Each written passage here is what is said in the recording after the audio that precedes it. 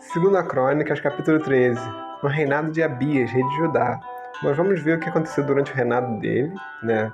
E o próprio contexto, né, o que estava acontecendo durante esse período, nós vamos ver ao longo do texto, né? E depois, né, nós vamos ver o clímax desse momento, né, e o que nós podemos aprender, né, tirar de exemplo, para as nossas vidas. Então vou começar aqui, a partir do versículo 1. No 18º ano do reinado de Jeroboão, Abias tornou-se rei de Judá. E reinou 3 anos em Jerusalém. O nome da sua mãe era Maca, filha de Uriel, de Gibeá. E houve guerra entre Abias e Jeroboão. Abias entrou em combate, levando uma força de 400.000 excelentes guerreiros, e Jeroboão foi enfrentá-lo com 800.000 igualmente excelentes. Então nós percebemos, né, que o exército de Jeroboão era o dobro. Tá? Uma coisa muito importante se mencionar, o dobro do exército de Abias. E o Abias era rei de Judá. Entende? Nós vamos ver, né, quem é Jeroboão e, enfim, o contexto. Abias subiu ao monte Zeramaim, nos montes de Efraim, e gritou. Então, antes de começar esse enfrentamento, vamos ver o que ele disse. Jeroboão e todo Israel, ouçam-me. Então, o exército de Jeroboão, né, todo Israel, pertencia a Israel. Vamos continuar. Vocês não sabem que o Senhor, o Deus de Israel, deu para sempre o reino de Israel a Davi e a seus descendentes mediante uma aliança irrevogável? Mesmo assim, Jeroboão, filho de Nebate, servo de Salomão, filho de Davi, rebelou-se contra o seu Senhor. Alguns homens vadios e imprestáveis juntaram-se a ele e se opuseram a Roboão, filho de Salomão, quando ainda era jovem, indeciso e incapaz de oferecer resistência. Então aqui, deu para entender o que estava acontecendo. Quem era Jeroboão? Jeroboão tinha sido servo de Salomão e agora, né, estava na liderança, né, houve uma ruptura, né, uma divisão interna, né, política, digamos assim, né, de liderança no reino, e agora Jeroboão estava liderando 10 das tribos de Israel, né, se não me falha a memória, enquanto o Abias estava liderando sobre a tribo de Judá e Benjamim, também se não me falha a memória. E então o exército de Jeroboão era muito maior do que o de Abias. E o Abias, ele era filho de Roboão, que é filho de Salomão, que é filho de Davi. E Deus tinha feito uma promessa para Davi, que ele mesmo menciona, né, uma aliança irrevogável, de que os filhos de Davi, né, seriam reis, entende? Uma dinastia, entende? Que eles iriam sempre ia ter um descendente de Davi no trono, entende? Reinando. Isso é uma promessa muito importante, como Deus ele é fiel à sua promessa, né? O próprio Cristo, né, o Rei dos Reis, o Senhor dos Senhores, é descendente de Davi, né? Que nem a genealogia de Cristo no início dos Evangelhos mencionam, né? E, enfim, então essa é uma coisa muito importante mesmo. Agora vamos continuar lendo o que aconteceu, né? E agora vocês pretendem resistir ao reinado do Senhor, que está nas mãos dos descendentes de Davi, que nem estavam conversando. Vocês são de fato uma multidão imensa, e têm os bezerros de ouro que Jeroboão fez para serem seus deuses. Então tá aqui uma coisa importante também. Entende? Embora Jeroboão era de Israel, né, e tal, servo de Salomão, mas quando ele começou a liderar, ele fez bezerros de ouro, entende? Então ele se afastou de Deus, entende? Começou e não só adorar outros deuses, e induzir o povo, né, a adorar outros deuses. Enfim, mas não foram vocês que expulsaram os sacerdotes de Arão, expulsaram os sacerdotes do Senhor, os descendentes de Arão e os levitas, e escolheram seus próprios sacerdotes, como fazem os outros povos? Qualquer pessoa que se consagre com um novilho e 7 carneiros pode tornar-se sacerdote daqueles que não são deuses. Quanto a nós, o Senhor é o nosso Deus, e não o abandonamos. Os nossos sacerdotes que servem ao Senhor, auxiliados pelos levitas, são descendentes de Arão. Todas as manhãs e todas as tardes eles apresentam holocaustos e incensos aromáticos ao Senhor. Arrumam os pães sobre a mesa cerimonialmente pura, e todas as tardes acendem as lâmpadas do candelabro de ouro, pois nós observamos as exigências do Senhor, o nosso Deus, enquanto vocês o abandonaram. Então tudo que eu fui lendo daqui, né, quer dizer, da última vez até aqui, ele está mencionando isso, entende? Vocês abandonaram a Deus, qualquer pessoa pode ser sacerdote, enquanto nós estamos observando com critério, né, as exigências de Deus, adorando a Ele, cultuando e servindo a Ele conforme Ele tinha ordenado, prescrito, entende? Conforme está escrito na sua palavra. E vocês abandonaram a Deus, ou seja, Deus está com a gente, entende? Nós estamos servindo a Deus direitinho. Então eu achei isso bem, bem bacana. Vamos continuar vendo. E vejam bem, Deus está conosco. Ele é o nosso chefe. Os sacerdotes dele, com suas cornetas, farão soar o grito de guerra contra vocês. Israelitas, não lutem contra o Senhor, o Deus dos seus antepassados, pois vocês não terão êxito. Caramba, que legal. Aqui termina o discurso de Abias, né? Eu achei um discurso muito bonito. Contextualiza muito bem o que estava acontecendo, e o tempo todo vocês percebem como ele está mencionando sobre Deus, né? E acredito muito, né, com bastante fé, né, bastante fé e confiança em Deus, entende? Até mesmo diante de um grande desafio, né? Lembre-se que o exército do outro era muito maior, tá? E falando assim, não, nós estamos servindo a Deus, então não é possível, Deus está com a gente, entende? Com fé. Os sacerdotes vão tocar suas cornetas. Então, inclusive essas cornetas, né, faziam parte de uma forma de simbolizando a presença de Deus, né, no exército, na batalha, entende? Então, por isso os sacerdotes tocavam as cornetas. E o que mais? Israel ia dar o grito de guerra também, né? Enfim, isso que ele está mencionando. Agora, enquanto os outros, né, os outros israelitas de Jeroboão tinham abandonado a Deus, fazendo um bezerro de ouro, qualquer pessoa podia ser sacerdote, então eles não estavam, sendo fiéis às prescrições de Deus, entende? Então isso que ele menciona, Deus está com a gente, então não luta não. Mas agora a gente pode até pensar, entende? Será que ele realmente estava dizendo isso por causa de Deus, ou porque no fundo ele era rei? Porque se lembram disso também, porque ele era descendente de Davi, entende? Então Deus estabeleceu uma dinastia com Davi, então ele estava dizendo isso, né? Que a liderança está com a gente. O gente está obedecendo os preceitos de Deus. Deus está com a gente, então não use nessa batalha. Mas será que ele está dizendo isso só porque ele era rei? Entende? Ou porque ele realmente confiava em Deus? Então é isso que a gente vai ver agora. Versículo 13. Enquanto isso, Jeroboão tinha mandado tropas para a retaguarda do exército de Judá, de forma que ele estava em frente de Judá, e a emboscada estava atrás. Então aqui a coisa apertou, hein? Porque lembre-se que o exército é o dobro, então eles iam ser esmagados, digamos assim, né? Eles estavam sendo atacados por frente e pela trás, então não tinha nem para onde fugir, entende? Então a situação assim ficou ainda mais drástica. Então não era só o dobro, agora como eles estavam sendo pressionados, então poderiam ser dizimados, entende? Até os sacerdotes que estavam ali no meio tocando trombeta, digamos assim, né? Iriam morrer, entende? Não ia ter nem pra onde fugir. Agora vamos ver o que aconteceu. Quando o exército de Judá se virou Quando o exército de Judá se virou e viu que estava sendo atacado pela frente e pela retaguarda, clamou o Senhor. Então aqui tá a nossa dúvida, né, sanada, que como eles realmente, né, diante de um grande desafio, né, eles poderiam ter ficado com medo, poderiam ter ficado aflitos, caramba, será que Deus está com a gente mesmo? Será que, Deus tinha prometido que ia ter sempre um descendente, e eu sou filho de Davi, será que agora eu vou morrer? Começar a ficar cheio de medo e começar, entende, a duvidar de Deus.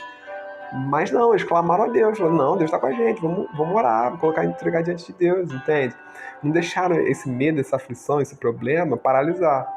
E nós podemos aprender muito com isso. Aqui é o clímax, né, dessa história. Às vezes acontece muito isso com a gente também, entende? Mas vamos continuar lendo.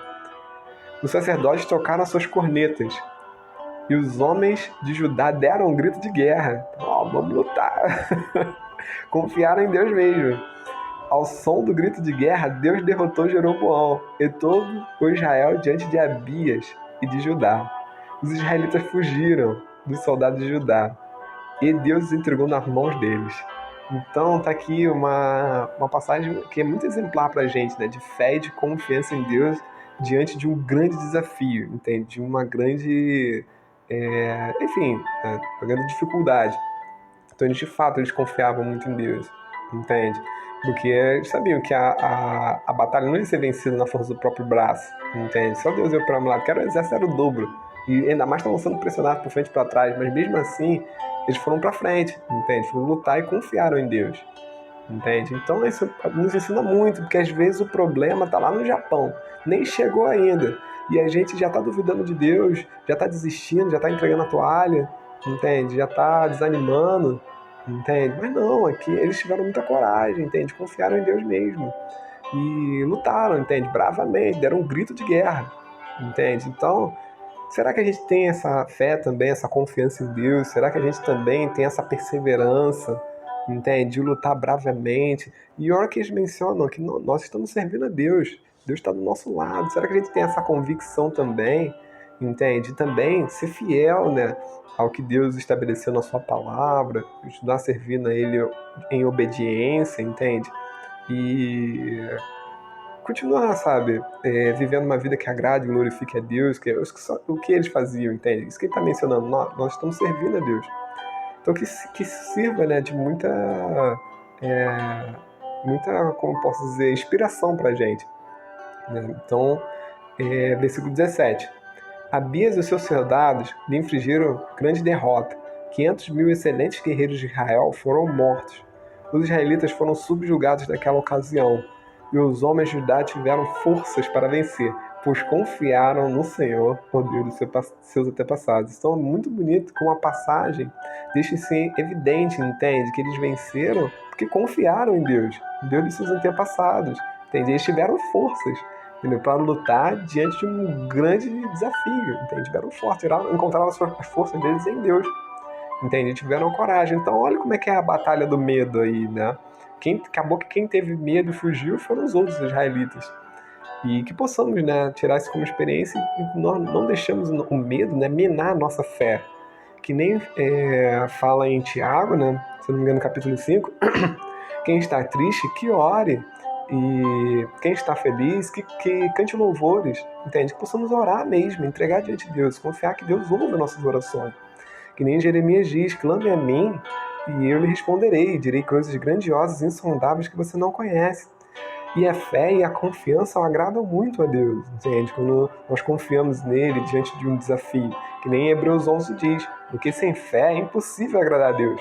Porque aqueles que dele se aproximam precisam crer que ele existe e que recompensa aqueles que o buscam.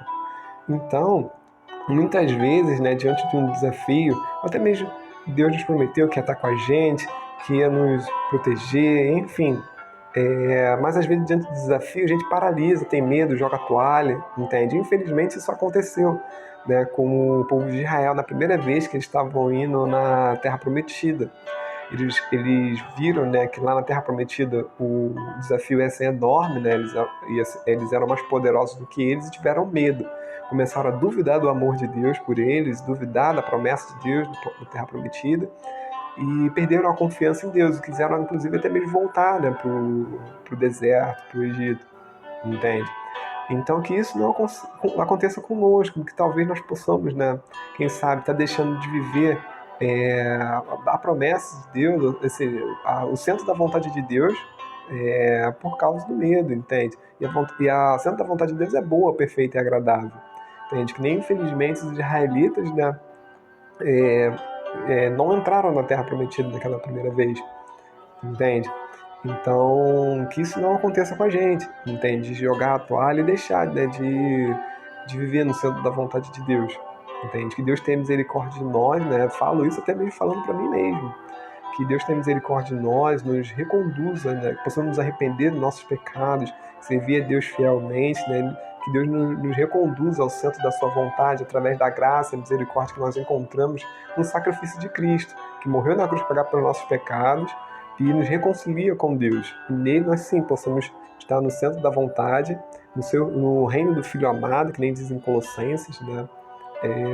E agora servindo a Deus com uma nova vida, entende? A nova vida que Cristo nos dá. de arrependimento da nossa velha vida, nossas velhas práticas, nossos pecados e em fé na esperança da nova Jerusalém, do paraíso de Deus, no reino de Deus, né? O que Cristo, na sua vinda, né? Nós estamos com Ele eternamente, onde não vai haver mais choro, nem dor, nem tristeza, nem morte. Então isso é uma bênção muito grande para nossas vidas, que possamos perseverar, que nem Jesus falou. Quem perseverar até o fim será salvo. Que possamos seguir o exemplo de Abias, né, de seus soldados, e lutar bravamente, obedecendo a Deus, obedecendo a Jesus, obedecendo o que Ele nos disse, a sua palavra, entende? Continuar servindo a Deus fielmente com perseverança, sem deixar de desanimar diante dos desafios e dificuldades, diante do medo, diante das aflições da vida, das preocupações da vida. Que nem ele mesmo menciona na parábola do semeador, que uma das sementes não gerou fruto por causa das preocupações da vida, por causa dos prazeres da vida, enfim. Não deu bons frutos, né? A palavra não frutificou. Então que isso não aconteça com a gente, que possamos ter, sim, fé e coragem, perseverança e viver, né, tudo aquilo que Deus tem preparado para nós. Que nem na Bíblia diz, nem olhos viu, nem jamais entrou em coração humano, e ninguém nunca imaginou que Deus tem preparado para aqueles que o amam. Não está assim vivendo no centro da vontade dele, que é boa, perfeita e agradável. E possamos sim também ter muito temor, né, e reverência a Deus, para que não possamos, né, andar para trás e, que nem Jesus falou, né, aquele que põe a mão no arado e olha para trás não é digno do reino, não é digno de mim, senão me foge as palavras. Então que não venha acontecer com a gente que nem aconteceu com os israelitas, que queriam voltar para o Egito e infelizmente acabaram não entrando na Terra Prometida na primeira vez, né? Então, enfim, e confiar também na graça, na misericórdia de Deus, porque mesmo quando os israelitas não entraram na Terra Prometida, eles foram para o Egito, mas Deus continuou enviando maná para eles, continuou sustentando aquele povo mesmo no deserto. Então também é um grande exemplo da misericórdia e graça de Deus na vida daquele povo e também, né, na nossa vida. Então é isso. Versículo 19. Abias perseguiu Jeroboão e tomou-lhes as cidades de Betel, Gesana e Efron, com seus povoados. Durante o reinado de Abias, Jeroboão não recuperou seu poder, até que o Senhor o feriu e ele morreu. Abias, ao contrário, fortaleceu-se. Ele se casou com 14 mulheres e teve 22 filhos e 16 filhas. Os demais acontecimentos no reinado de Abias e o que ele fez e o que disse estão escritos no relato do profeta Ido. Então é isso, gente. Até aqui termina a nossa reflexão, né? Só mencionando, né, que o versículo também deixa claro que o Senhor feriu o Jeroboão, né, e ele morreu. Infelizmente, ele tinha sido um rei, né, que se afastou dos preceitos de Deus, foi um rei idólatra, fez o povo, né, se desviar também. Infelizmente, Deus não gostou, né, e realmente com Deus não se brinca, entende? Então, o Senhor o feriu.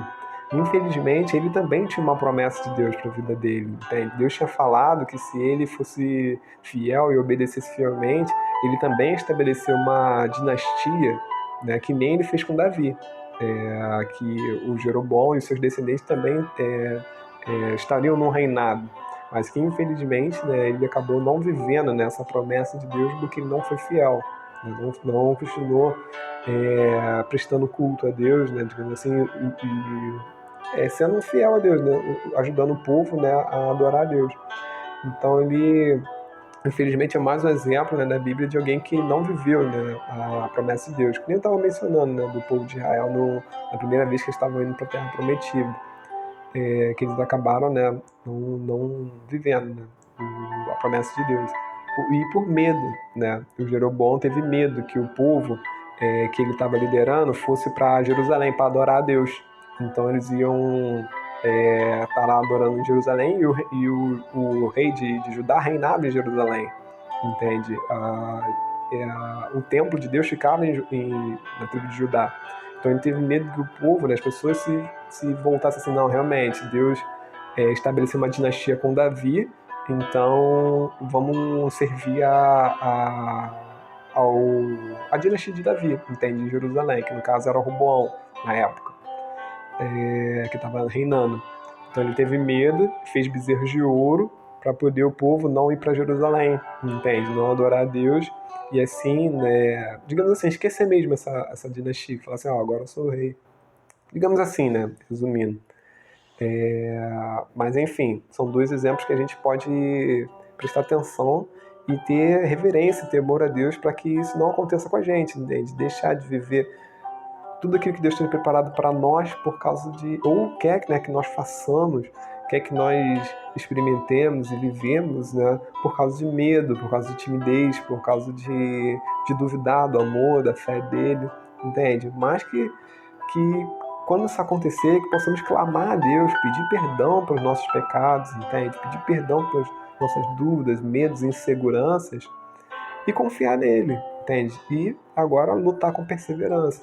Então é isso, galera. E, claro, confiando na graça e na misericórdia que há em Cristo, que morreu na cruz para pagar pelos nossos pecados e nos perdoa, entende? E agora possamos viver uma nova vida, que nem ele mesmo nos falou. Vai, não peques mais. Então é isso, galera. Que Deus nos capacite, nos fortaleça. Espero que tenham gostado da reflexão e uma boa tarde para vocês. Fiquem com Deus. Tchau, tchau.